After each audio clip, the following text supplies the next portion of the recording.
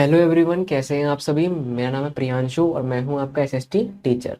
आज हम पढ़ेंगे क्लास फोर्थ का चैप्टर नंबर 10। जल्दी से शुरू करते हैं। सबसे पहले आ जाते हैं हम चैप्टर के नाम पे। चैप्टर का नाम है agriculture and live stock.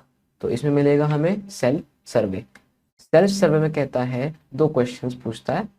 Name any three food crops grown in India. India के अंदर ऐसी तीन फूड क्रॉप्स बताओ जो ग्रो करती है। Name any two cropping season of India. Any two बोला मैंने इसलिए क्योंकि मेन तो टू है, पर थ्री भी मेन है, थर्ड भी मेन है वो भी। तो इसके अंदर हमारे पास बहुत सारी चीजें आएंगी, बहुत सारा पढ़ना है। जल्दी से शुरू करते हैं। Agriculture means cultivation of land. It also includes horticulture, live stock, rearing and fishing. India is an agriculturally rich country. About 70% of the rural households are engaged in agricultural practices. Growing different types of crops is their livelihood. Agriculture provides food for the people and raw materials for the industries. Agriculture जो है उसका मतलब है land का cultivation. इसके अंदर horticulture, live stock, rearing और fishing आते हैं। ये कुछ टाइप है हमारे इसके एग्रीकल्चर के। इंडिया जो है एग्रीकल्चरली रिच कंट्री है। यहाँ पे ज़्यादातर लोग एग्रीकल्चर ही प्रेफर करते हैं और एग्रीकल्चर ही करते हैं। 70% जो रूरल हमारे हाउस होल्ड्स हैं वो एंगेज्ड हैं एग्रीकल्चरल प्रैक्टिसेस में। अब different types of crop grow करना उनका लाइवलीहुड है, उनका जीने का साधन है। एग्रीकल्चर प्रोवाइड करता है हमें फूड और रॉ मटेरियल्स इंडस्ट्री के लिए। Agriculture in India. The history of agriculture in India dates back to the Rigveda, written in about 1100 BC before Christ, यानी 3200 साल पहले, 3200 years ago. Today, India ranks second worldwide in farm output. It provides food to the huge population of the country and has become a large exporter of agriculture products. जो हमारा history है agriculture का वो ऋग्वेद के time से चलता आ रहा है, जो कि 1100 BC में लिखा गया था, यानी कि 3200 साल पहले। अब आज के टाइम पे इंडिया सेकंड वर्ल्ड वाइड है फार्म आउटपुट में, और सबसे ज़्यादा ह्यूज पॉपुलेशन कंट्री की होने की वजह से सबसे ज़्यादा फूड प्रोवाइड करता है और एग्रीकल्चर प्रोडक्ट्स का लार्जेस्ट एक्सपोर्टर बन चुका है। Indian crops and there classification. When plants of the same kind are grown and cultivated at one place on a large scale, it is called a crop. India has a favorable climate, fertile soil, and good irrigation facility to grow many crops. Indian crops are classified on two bases. अब Indian crops जो हैं उनका classification इसमें देखेंगे, और उससे पहले जब प्लांट्स जो हैं सेम काइंड के एक जगह पे ग्रो और कल्टीवेट करे जाते हैं लार्ज स्केल पे, उसे हम क्रॉप बोलते हैं। यानी बहुत सारे के सारे एक जैसे जब प्लांट्स ग्रो करते हैं, जो उगाए जाते हैं प्रॉपरली खाने पीने के लिए या फिर पहनने ओढ़ने के काम के लिए, उसे हम कहते हैं क्रॉप। अब इंडिया का सबसे ज़्यादा फेवरेबल क्लाइमेट है, सबसे ज़्यादा फर्टाइल सॉइल है, और सबसे ज़्यादा इरिगेशन फैसिलिटी अच्छी है, ताकि ज़्यादा से ज़्यादा हम क्रॉप्स ग्रो कर सकें। अब इंडिया में क्रॉप्स दो तरीके से क्लासिफाई करते हैं। तो पहला आता है हमारा on the basis of seasons, crops are classified as rabi and kharif. अब बहुत सारी तरीके से हम क्लासिफाई करते हैं। पहला आता है सीजन्स के बेसिस पे। तो सीजन्स के बेसिस पे हम अपनी क्रॉप्स को क्लासिफाई करते हैं एज खारिफ एंड राबी। पहले आते हैं खारिफ क्रॉप्स पे। Kharif crops are also known as monsoon crops. They are grown during the monsoon and rainy season. On maturity, these crops are harvested in October and November. अब kharif crops उन्हें हम monsoon crops भी बोलते हैं। ये monsoon या फिर rainy season के दिन या फिर रेनी सीजन के टाइम पे ग्रो करी जाती है, और जब ये मेच्योर हो जाती हैं, जब फुली ग्रोन हो जाती है, तो हम इन्हें हार्वेस्ट कर लेते हैं। कौन से महीने में? अक्टूबर से लेकर नवंबर के महीने में। Example of kharif crops are paddy, maize, millets and cotton. अब खारिफ क्रॉप्स में एग्जाम्पल आते हैं paddy, maize, millets and cotton. Rabi crops. The other name of Rabi crops is winter crops. These crops are grown in the beginning of the winter season. After maturation, they are harvested at the end of winter season in April and May. अब राबी crops जो है उनका दूसरा नाम है winter crops, यानी कि ये विंटर में ग्रो होती हैं, विंटर बिगिन होती हैं ग्रो करना, और मैच्योरेशन के बाद इन्हें हार्वेस्ट कर लेते हैं अप्रैल से मई के बीच में। अब इनका एग्जाम्पल है वीट, ग्राम एंड मस्टर्ड। अब नीड्स के अकॉर्डिंग हमारे पास क्लासिफिकेशन आता है क्रॉप्स का। नीड्स के अकॉर्डिंग क्लासीफाई करा जाता है दो टाइप से, food crops and cash crops. से आता है पहले food crops. Food crops provide us the food we eat. It forms the staple diet of the people. Rice, wheat, millets and pulses are the main food crops of India. जो food crops है वो ऐसी crops हैं जो हमें food provide करती है खाने के लिए। एक स्टेपल डाइट वो फॉर्म करती है पीपल के लिए, लोगों के लिए। Rice, wheat, millet and pulses हैं, ये मेन फूड क्रॉप्स हैं इंडिया की। India is the second largest producer in the rice cut. India is the second largest producer of rice in the world. Rice is the most important crop of India. It grows best in hot and wet climate with a lot of rainfall. Over 4,000 varieties of rice are grown in India. अब India जो है वो rice का second largest producer है world में। Rice सबसे important crop है India के लिए। ये बेस्ट कब ग्रो करती है? जब क्लाइमेट हमारा हॉट और वेट होता है और अच्छी खासी रेनफॉल होती है। अच्छी खासी का मतलब ये नहीं कि बस हो गई, अच्छी खासी मतलब बहुत ज़्यादा रेनफॉल चाहिए होती है क्योंकि ये वेट क्रॉप है। 4,000 से भी ज़्यादा वेराइटीज़ के यहाँ पे हमारे पास राइस ग्रो होते हैं इंडिया में। Wheat is the second major crop of India. It requires a cool climate with moderate rainfall. It grows well in the northern fertile plains which are called the wheat bowl of India. Wheat second major crop है India का। इसको cool climate चाहिए होता है moderate rainfall के साथ। ये northern fertile planes में ग्रो करा जाता है बहुत आसानी से, जिसको हम व्हीट बोल ऑफ इंडिया भी बोलते हैं। Millets include jowar, bajra and ragi. They are mostly grown in dry areas with less rainfall. They are ready for harvest in 45 days.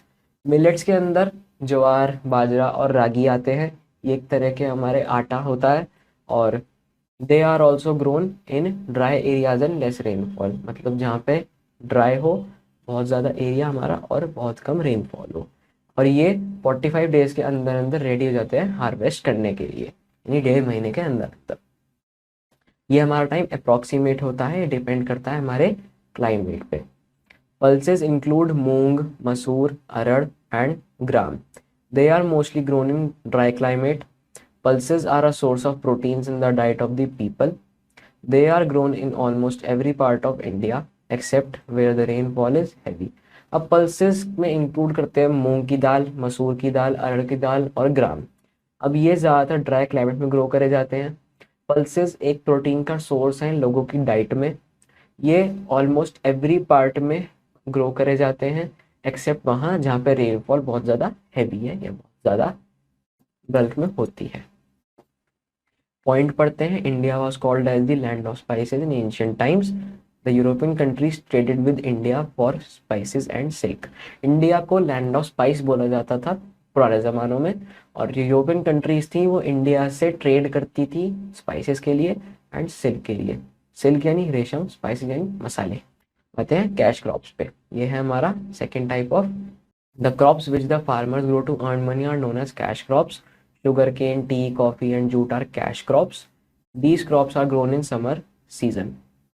They are grown to be sold in the market. अब जो हमारे cash crops हैं वो farmer grow करते हैं money earn करने के लिए।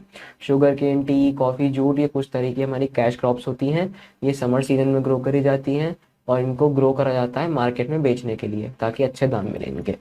Sugarcane belongs to the bamboo family of plants. It is the main source of jaggery यानी गुड़ and sugar. India is the world largest producer of sugarcane.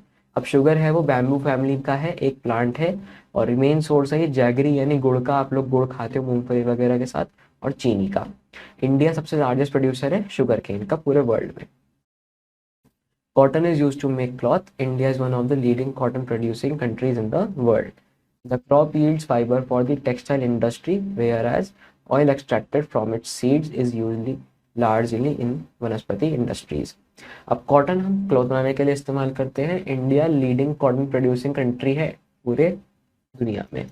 अब जो ये क्रॉप है उसे हम यील्ड करते हैं फाइबर के लिए टेक्सटाइल इंडस्ट्री में, जहाँ पे ऑयल एक्सट्रैक्ट करा जाता है इसके सीड से, जो कि वनस्पति इंडस्ट्री में बहुत ज़्यादा यूज़ करते हैं। Tea is also known as the queen of beverages. It needs cool and wet climate. It is the world's largest producer of T.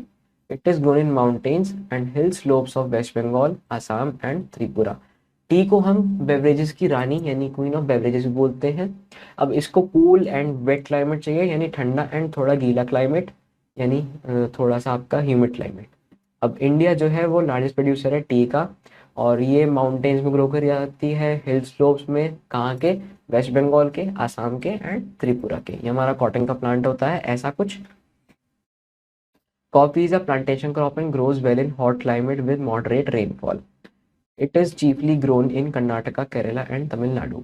अब हमारा कॉफ़ी एक प्लांटेशन क्रॉप है जो हॉट क्लाइमेट और मॉडरेट रेनफॉल के area में बहुत अच्छे से ग्रो करता है। अब ये कर्नाटका, केरला और तमिलनाडु में मेनली ग्रो करती है।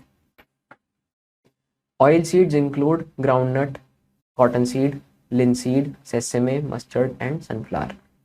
They are grown in different parts of India. The oil extracted from these oil seeds is called vegetable oil, which is widely used for cooking and making soaps and other goods. अब oil seeds हैं, उसके अंदर groundnut आता है, cotton seed आता है, linseed, सेसेमे, mustard और sunflower. अब ये हमारे अलग अलग पार्ट्स में इंडिया के ग्रो करे जाते हैं। इनका ऑयल एक्सट्रैक्ट करते हैं इनके ऑयल सीड से, जिनको हम वेजिटेबल ऑयल बोलते हैं, जो कि कुकिंग में, साबुन बनाने में और बहुत सारे अलग अलग गुड्स बनाने में यूज़ होता है। Spices like cloves, pepper, cinnamon, chillies, ginger and cardamom.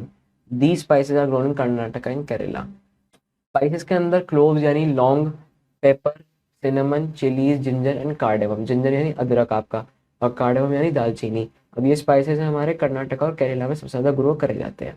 अब आते हैं हॉर्टिकल्चर पे। हॉर्टिकल्चर में कहते हैं it is the branch of agriculture that deals with cultivation of fruits, vegetables, flowers etcetera. They are grown for sale in the market. Many horticulture crops are grown in India. Horticulture एक branch है agriculture का जिसमें डील करते हैं हम cultivation of fruits में, vegetables में और फ्लावर्स में। यानी इसमें हम फल उगाते हैं, सब्जियां उगाते हैं और हमारे जो है थोड़े से फ्लावर्स उगाते हैं। अब हम ये क्यों ग्रो करते हैं? ताकि हम इन्हें मार्केट में सेल कर सकें।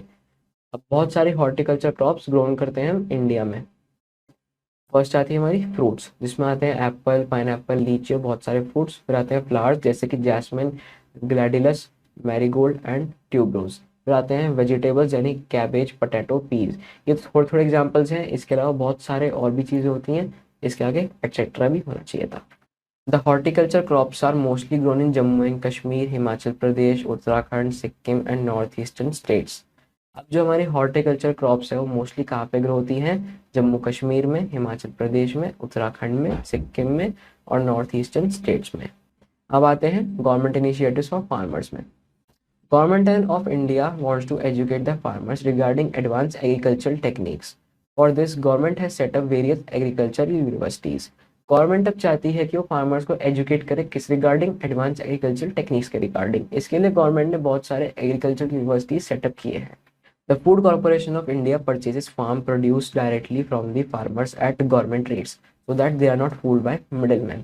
अब जो FCI है, फूड कॉर्पोरेशन ऑफ इंडिया, वो डायरेक्टली फार्म से प्रोड्यूस करती है, डायरेक्टली फार्मर्स से सरकारी रेटों पे, ताकि जो बिचौलिए हैं यानी मिडिलमैन हैं वो उनको बेवकूफ़ ना बना पाए। The Doordarshan and Akashvani telecast special programmes like Krishi Darshan and Baatein Kheti Ki to create awareness and solve the problems related to agriculture. अब दूरदर्शन और आकाशवाणी टेलीकास्ट चैनल जो है स्पेशल प्रोग्राम्स करते हैं। हमारा एक तो आता है कृषि दर्शन और एक आता है बातें खेती की, ताकि लोगों में अवेयरनेस फैले और रिलेटेड टू एग्रीकल्चर प्रॉब्लम सब सॉल्व हो सकें। मैंने veterinary hospitals are open to treat domestic animals. बहुत सारे वेटरिनरी हॉस्पिटल ओपन किए गए हैं डोमेस्टिक एनिमल्स को ट्रीट करने के लिए। New breeds of cattle have been introduced. अब कैटल की बहुत सारी नई ब्रीड इंट्रोड्यूस हो गई हैं। Livestock rearing. Animals which farmers keep for their use are called livestock. Cows and bullocks are called cattle. Cattle और livestock are domestic animals used for food, fiber and labor. Animals जो farmer रखते हैं अपने use के लिए उन्हें हम livestock कहते हैं। काउज एंड बुलक्स को हम कैटल बोलते हैं। कैटल या फिर लाइवस्टॉक है वो डोमेस्टिक एनिमल्स हैं जिनको हम यूज करते हैं फूड के लिए, फाइबर के लिए और लेबर के लिए। Oxen and bullocks help the farmers to plough the land and pull the carts. अब जो ऑक्सन एंड बुलक्स हैं उनको हम यूज़ करते हैं फार्मर्स प्लो करने के लिए लैंड को और कार्ड्स पुल करने के लिए। Goats and sheep give meat and wool. अब गोट्स और शीप जो है वो वूल देती है और मीट देती है। We get wool from the hair of sheep and camels. अब हमें वूल कहाँ से मिलती है? शीप और कैमल के हेयर से।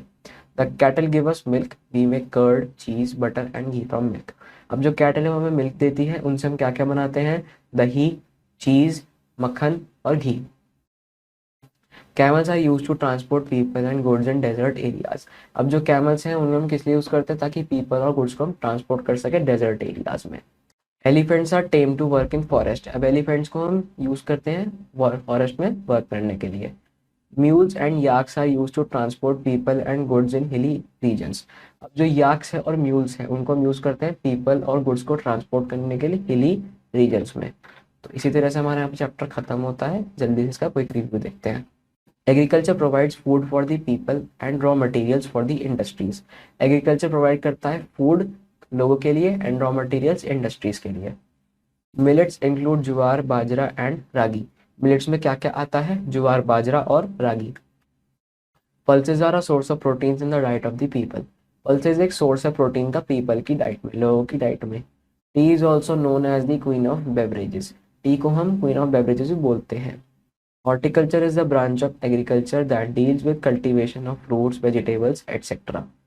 अब जो हमारा हॉर्टिकल्चर है वो एक ब्रांच ऑफ एग्रीकल्चर है जो डील करता है फ्रूट्स और वेजिटेबल कल्टीवेशन में। We get wool from the hair of sheep and camels. हमें वूल कहाँ से मिलती है, शीप और कैमल के हेयर से। अब आते हैं हम अपने क्वेश्चन आंसर्स पे। तो सबसे पहले इसमें हम देखेंगे हमारा द करेक्ट ऑप्शन। सबसे पहले आता है first question, dash means cultivation of land. Option C is the correct answer, agriculture means cultivation of land. Second question कहता है मिलेट्स आर, तो इसमें तीनों ऑप्शन करेक्ट हैं, तो इसलिए चौथा option is the correct answer, all of these, jowar, bajra and ragi. We make curd, cheese, butter and ghee from milk. Milk से हम ये सब चीजें बनाते हैं, option is the correct answer. The crops that are grown in summers are known as kharif. Option A is the correct answer. Dash are rabi crops और winter crops. हमें पूछा गया है कि राबी क्रॉप से विंटर क्रॉप्स में क्या क्या आता है, तो ये तीनों आते हैं, इसलिए option D is the correct answer. तो अब आते हैं अपने फिल इन द ब्लैंक्स पे। Dash crops are also known as monsoon crops, तो इसका आंसर है हमारा खारीफ क्रॉप्स। सेकेंड आता है dash belongs to the bamboo family of plants, इसका आंसर है sugarcane. India was called as the land of dash in ancient times, spices. Dash grows best in hot and mod climate with a lot of rainfall. Rice is the correct answer, rice को बहुत ज़्यादा rainfall चाहिए होती है, hot and wet climate चाहिए होता है। Pulses are a source of protein in the diet of people. True and false पे आते हैं। FCI stands for food corporation of India, बिल्कुल सही, true. We get wool from the hair of sheep and camels, true. Camel is use to transport people and goods in forest, false, forest में नहीं, deserts में। Darjeeling produces the quality of tea, इसका answer है false, Darjeeling नहीं, Assam. Jute is use to make cloth, false, cotton is use to make cloths. अब आते हैं अपने think and give the answer पे। तो फर्स्ट क्वेश्चन कहता है हमसे I form the staple diet of people, इसका आंसर है फूड क्रॉप्स। सेकंड आते हैं हम, I am the second major crop of India, wheat is the answer. I am use for making jaggery, sugarcane से गुड़ बनता है। I am use to make cloth, cotton से cloth बनता है। I am known as the queen of beverages, tea is known as the queen of beverages. तो guys इसी के साथ हमारा चैप्टर खत्म होता है। आई होप आपको ये बहुत अच्छे से समझ में आया होगा। इसी तरह से आप इस चैप्टर को पढ़ते रहें और बाकी चैप्टर्स को पढ़ते रहें। मैं आपसे मिलता हूँ नेक्स्ट चैप्टर में, तब तक के लिए बाय, टेक केयर।